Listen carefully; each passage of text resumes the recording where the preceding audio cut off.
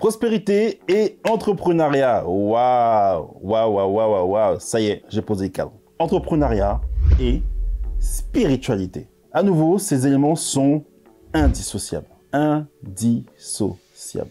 Aujourd'hui, dans cette vidéo, je vais vous partager un peu plus le côté perso. Un peu plus de chiffres de mes business, évidemment. Un peu plus de détails et un peu plus de perso. Pour voir à quel point ça a un impact. Pour voir aussi un peu les dessous, les coulisses de la vie d'un entrepreneur. Au-delà des strass et des paillettes, des LinkedIn, des vidéos, des interviews, des BFM et patati et patata, mais la vie d'entrepreneur est une vie de dur labeur. Du moins, quand on n'a pas compris qu'il fallait mettre Dieu au centre, Dieu en premier. Cette année, j'ai fêté mes 10 ans d'entrepreneuriat, à peu près 25, 35 ans. Enfin, ça y est, j'ai dit mon âge. 35 ans, ça y est. 10 ans d'entrepreneuriat. Ça fait 10 ans que je suis entrepreneur. Dingue. Et vous savez pourquoi? Parce que j'ai eu cette grâce de me dire, d'avoir l'appel du Seigneur en disant, toi Augustin, ton chemin c'est l'entrepreneuriat. Donc depuis 10 ans, toutes les décisions que je prends sont en direction de mes entreprises. Aujourd'hui, j'ai reçu, je pense, des dizaines de propositions, sans blague, des montants à 5 chiffres, j'ai toujours refusé. Même quand c'était très difficile. Pourquoi? Parce que je considère que une décision qui n'est pas dans la direction de ma vision, de ma destinée, n'est pas la bonne décision, n'est pas le bon chemin. Pourquoi? Parce que Dieu au centre, avant tout. J'ai décidé de mettre Dieu au centre de mes affaires. Et depuis que je l'ai fait, c'est juste dingue. Mais avant de parler de ça, il y a un avant, évidemment, il y a un avant et après. Avant, je pense que tous les entrepreneurs qui me connaissent la vraie vie de l'entrepreneur. On se lève un matin, on se dit « Waouh, super, je vais entreprendre. Waouh, ok. » On a fait son petit TikTok, on a fait son truc, son story. « Waouh, ça y est, pa. » Une semaine après, il y a un peu moins de story. C'est normal. Il faut envoyer un mail, il faut faire le business plan. D'ailleurs, tous ceux qui me demandent de les accompagner, je les piège un peu, mais je leur donne un premier devoir. Je leur dis, ça c'était à l'époque, hein, maintenant mes devoirs on peut changer. Je leur dis, bon, fais ton business plan et reviens me voir quand tu es prêt. Parce que je sais que déjà faire un business plan, pour les meilleurs, c'est un mois et demi. Un truc assez cohérent, un peu cohérent. Hein. Et sinon, c'est bien 3 mois. Ben, je peux vous dire qu'il n'y a pas beaucoup qui reviennent. Il n'y a pas beaucoup qui reviennent. Parce que entreprendre, c'est du travail.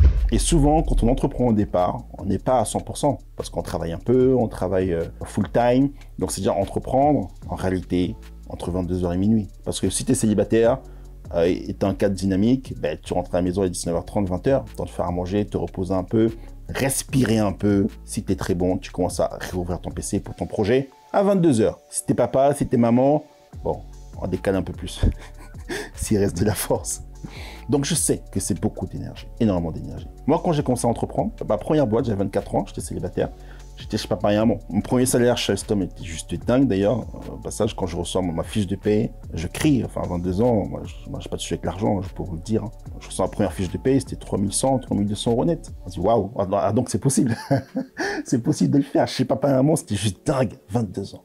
Fraîchement sorti d'études. Et c'est là où, mine de rien, 15 minutes après, j'ai réalisé que, mais si j'étais capable de le faire à 22 ans, dans 10 ans, qu'est-ce que je pourrais faire? Évidemment, tout de suite. Et j'étais chez Papa et Maman.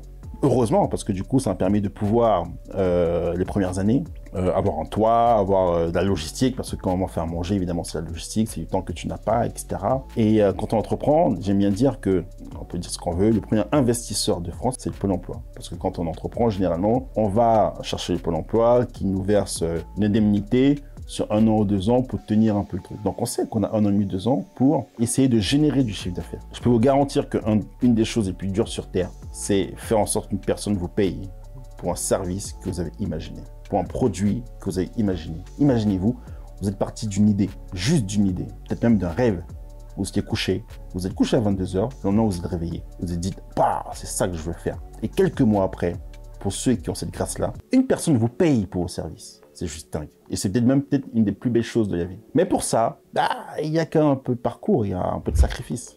Il y a du sacrifice. Et c'est la raison pour laquelle tout ce parcours très dur, entre l'idée, pour ceux qui rêvent encore, parce qu'aujourd'hui, dans ces temps compliqués, on ne rêve plus forcément. Entre le rêve, la mise en route, le questionnement, la remise en question. Est-ce que je reste dans ma boîte? Est-ce que je continue comme ça? Est-ce que je vais faire ça? Les doutes, les peurs. Vous nous voyez très champions comme ça, à la télé, dans les médias. Wow, on est fort, on est gaillard. Et on doute comme vous, on a douté comme vous. Est-ce que je vais y arriver? Comment je vais faire pour payer mon loyer? D'ailleurs, passage, moi je suis entrepreneur depuis 10 ans. C'est que depuis 1 an, que j'ai de la visibilité sur mes rémunérations, c'est que depuis 1 an. Ce qui veut dire que pendant 8 ans, chaque mois, je ne savais pas si je pouvais payer mon loyer. Mais Dieu a fait grâce, chaque mois, j'ai payé mon loyer. C'est pour ça que je vous dis qu'entreprendre sans le Seigneur, c'est suicidaire. C'est juste suicidaire. Vous devez absolument remettre Dieu et mettre Dieu au centre du projet parce que déjà, les difficultés techniques de l'entrepreneuriat, les difficultés logistiques sont tellement dures, sont si dures que je ne parle même pas de succès, je ne parle même pas de visibilité, je ne parle même pas d'être leader de son secteur, je parle même pas de tout ça.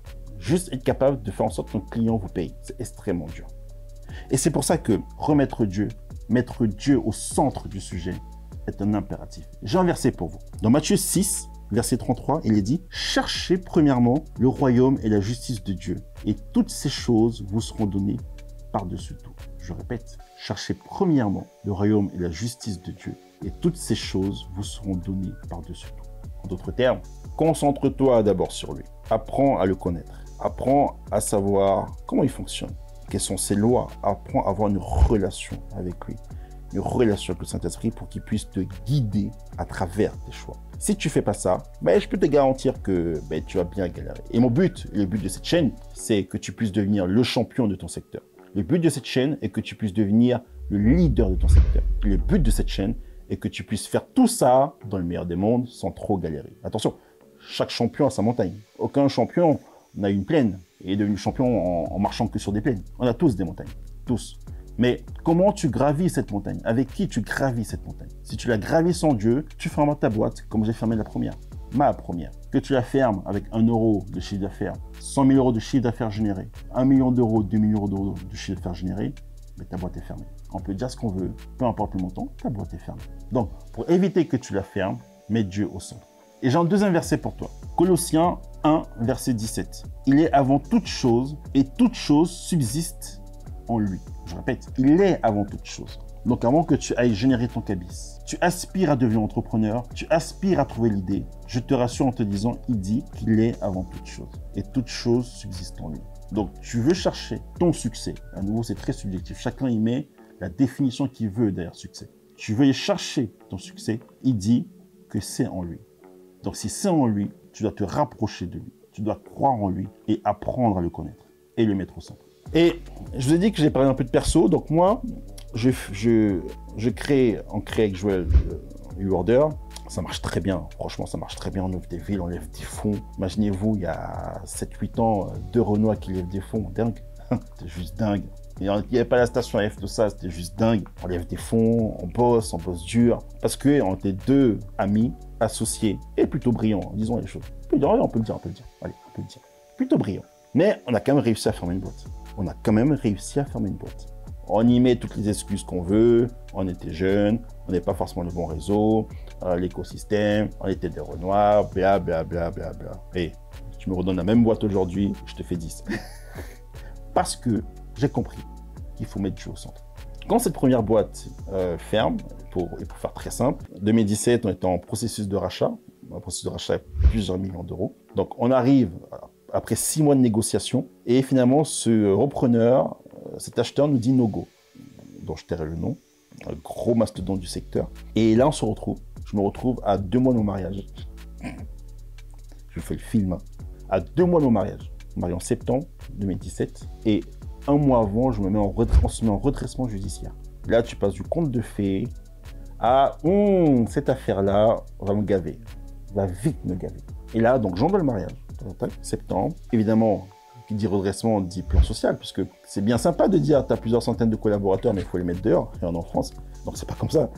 Donc, il y a des plans sociaux. Tout ça prend du temps, prend de l'énergie. Et parallèlement à ça, évidemment, dans ce contexte-là, tu ne peux plus te rémunérer. Mais je travaillais au resto, dans un resto. Et c'est grâce à un ami, un très bon ami à l'époque d'ailleurs, très bon ami. D'ailleurs, c'était un de mes mentors. Je lui dis, là, je cherche un job, là. Là, ça sent le roussi, je cherche un job. Je dois payer mon loyer. Et je suis marié depuis septembre. Donc, quand tu prends la fille de quelqu'un, il faut bien payer le loyer, au moins. Voilà, au moins ça. T'as pas le resto, hein, mais au moins payer le loyer. Et c'est comme ça que je commence à travailler dans un restaurant. Donc, 7h du matin, j'allais m'occuper de mon redressement. Et 19h, j'étais dans le resto. Et je finissais à 3h du matin. Et ça, pendant 3 mois. Ça, c'est la vraie vie de l'entrepreneur. Ça, c'est la vie de l'entrepreneur qui ne met pas Dieu au centre. Eh oui. Et je peux vous dire, ça a piqué. Ça a bien piqué. Ça sont les dessous. Donc imaginez entrer dans un mariage, voir sa conjointe 3 heures par jour. Elle vous voit, elle vous entend pas parce que quand elle vous parle, il n'y a personne qui écoute parce que entre dormir et penser aux problèmes, bon, vous êtes absent pendant 6 mois en réalité. Très compliqué. Deuxième aventure, casse-tête, puisqu'évidemment dans ce repos-là, je cherchais un job qui ne me permettait pas de trop réfléchir. Je vais travailler dans un entrepôt, et qui préparait des habits pour des marketplaces digitales. Donc j'étais préparateur de commandes. Ce qui m'a choqué, c'est que j'ai connu un univers que je ne connaissais pas, puisque j'ai jamais eu moi de job d'été. Tu entres à l'entrepôt, tu commences à 8h, et un mec qui siffle tit à la pause, tit, fin de pause, tit. Non, je fais non, oh là là. Et un mec qui siffle pour que tu ailles à la pause.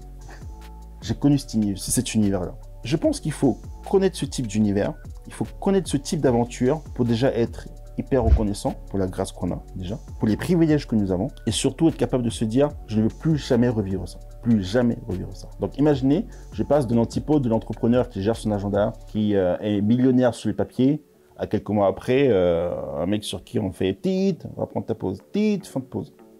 Traumatisme.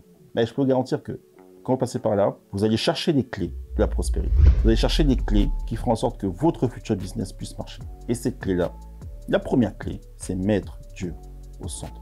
Mettre Dieu au centre du projet. Pendant la préparation, pendant le lancement du business, lors de tes premiers clients, lorsque tu as l'opportunité de scaler, donc d'être en hyper-croissance, mettre Dieu au centre.